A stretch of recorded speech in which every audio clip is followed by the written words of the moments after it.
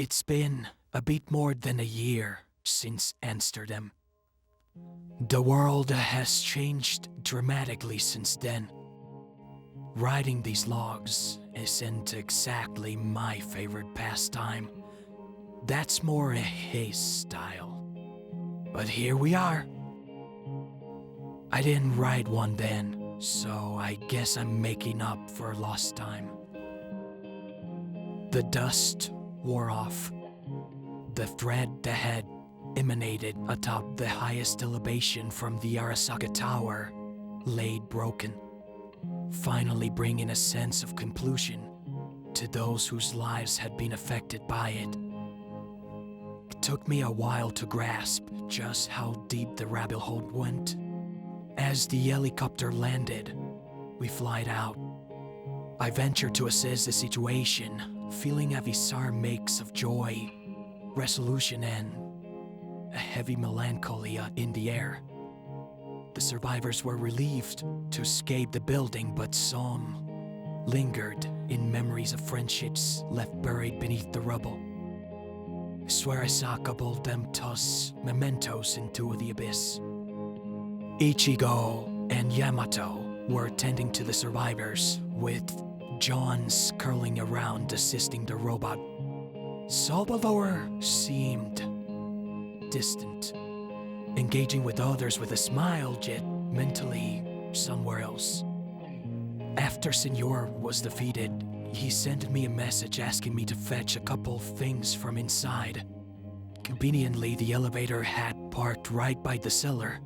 Not so at my part. Back at the rooftop, I met him again. I couldn't help but wonder how many had made it out alive. 7. A calamity that mirrored our own experience. How poetic. Lola joined us, and the three of us began to talk. She fretted over the helicopter's state, more concerned about it breaking and not having the chance to write it off again. But honestly, we were just grateful she survived. Salvador spoke in a tone that felt off, even for him. Seeing Lola alive must have filled him with relief. And as for me, this was just the job I signed up for. No surprises there. We decided to take the remains of the rogue robot with us to incinerate it later, melting it down. No chances with this one. We took the survivors away in a helicopter.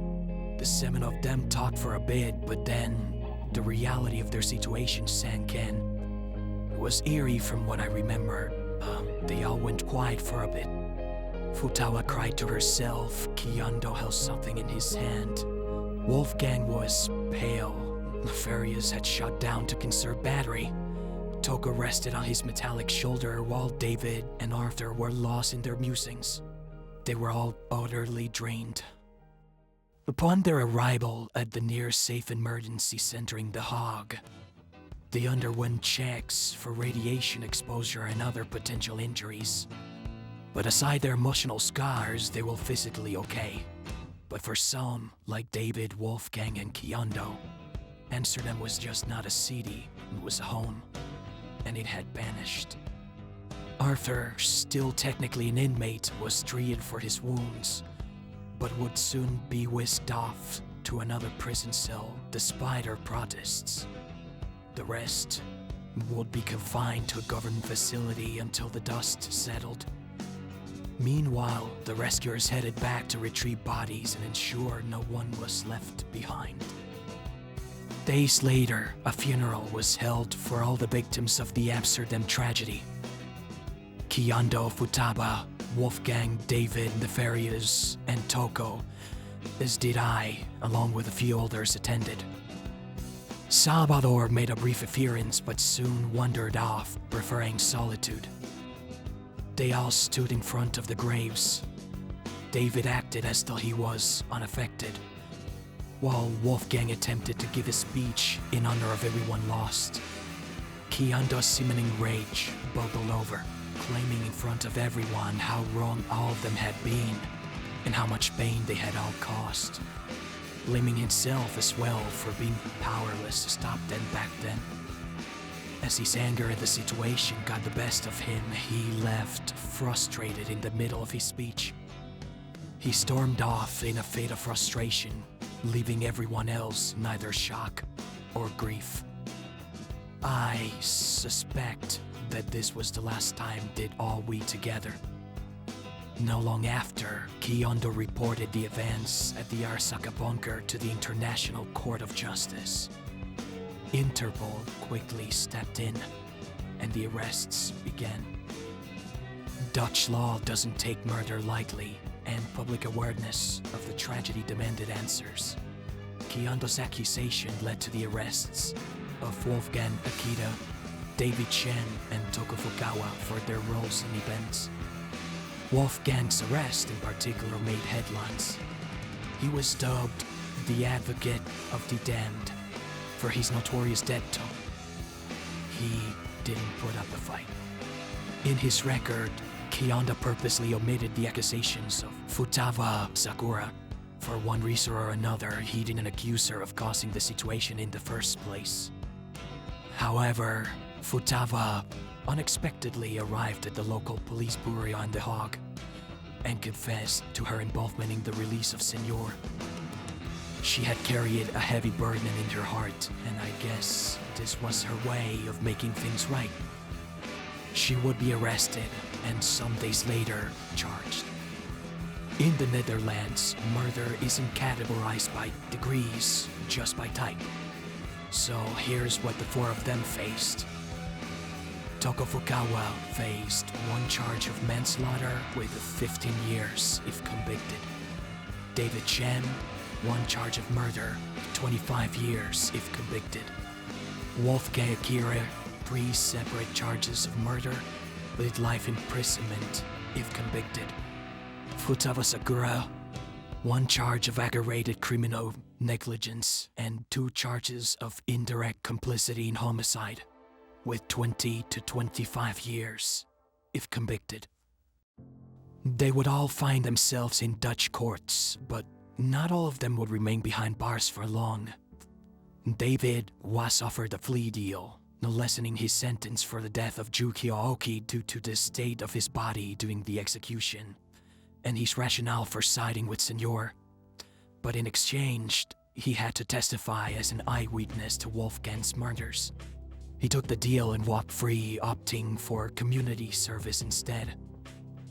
Toko's case fell apart thanks to Kiyondo, who advocated for her release, claiming her innocence and championing her as the sole survivor from Towa City. The support fractured her case, leading to her exoneration. Both Futaba and Wolfgang became the focal points of the investigation for vastly different reasons.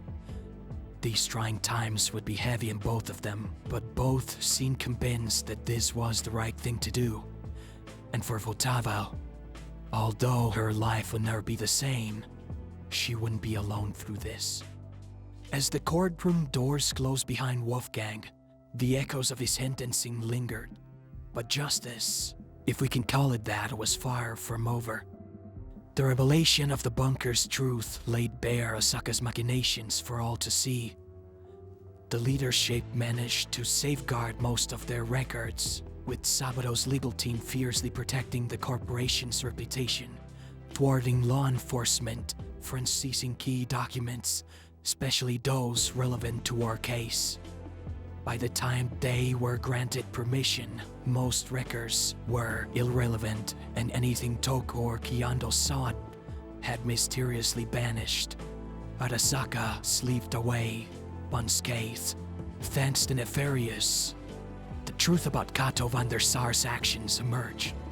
Though he didn't possess the actual documents, remnants of the information still lingered in his system, exposing Arasaka's culpability in the disappearance of 16 people. Yet, legally, they remained untouchable. Even if the documents proved to be true, and Arasaka adamantly denied this, only Kato would face repercussions. Repercussions she would never get to face due to her untimely death. This, however, severely tarnished Arasaka's reputation. Despite their label acquittal, public sentiment painted them as a power-hungry corporation.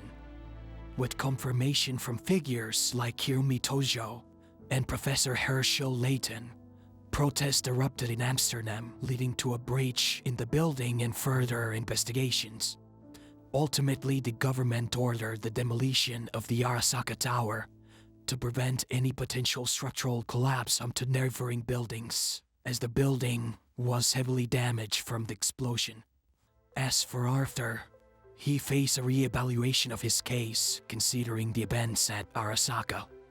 Alone, he awaited his sentencing while the court deliberated. Despite the animosity between the two, testimonies from both Salvador and Arthur's sister, Mary Sasori, helped persuade the court, granting him freedom after acknowledging the suffering he endured. He walked out a free man, welcomed by an old friend for a celebratory reunion. And Salvador, he still visits the graves of his sister and our fallen friends. But since Amsterdam, I suppose he's adopted a new perspective on life. Yamato has his fill with a New Future Foundation after learning about Arasaka's actions and their past collaboration. He and Ichigo chose to resign, abandoning the contingency AI project. They retreated to a small cabin outside Towa City. I can only wish them the very best. Lola, John, and I contemplated resigning from the New Future Foundation as well, but Salvador suggested we join him instead at the United Nations. So here I am, begrudgingly accepting peer pressure. At least I have a salary to look forward to, much better than job hunting. As for the others, David continued his career, shedding any pretense of helping others, yet still found a way to share his ideology from a stage. Kiyondo continued to rally the masses in the Dutch Congress, vehemently opposing Arasaka and their ties to the Dutch government. Tokugawa banished from the public eye as far as I know. Though, we do know she visited Hope Speak Academy at least once. Nefarious was mostly without a purpose. However, he would start working for the New Future Foundation, as was the wish of Jukio Futaba and Emma Hardy to do so. Well, he wouldn't be the only one to do so anyway, since that plush I recover would meet again with his owner. To be fair, even for me, nothing's been the same since Amsterdam. And even though my contribution was small compared to the others, I'm just glad my radio messages reached through. At times, I thought it had been hopeless to reach out, but I guess it served its purpose. But honestly, I can't shake the feeling that I could have done more for the second group. The ones who barely escaped the train as the nuke fell. Did my message even reach them in time? Did I even have the chance to make a difference for them before they faced their own horrors? How different would the outcome have been? I guess I should stop pondering about the past, should I? That's all. Kisako Ishikuro. Codename Kurokami.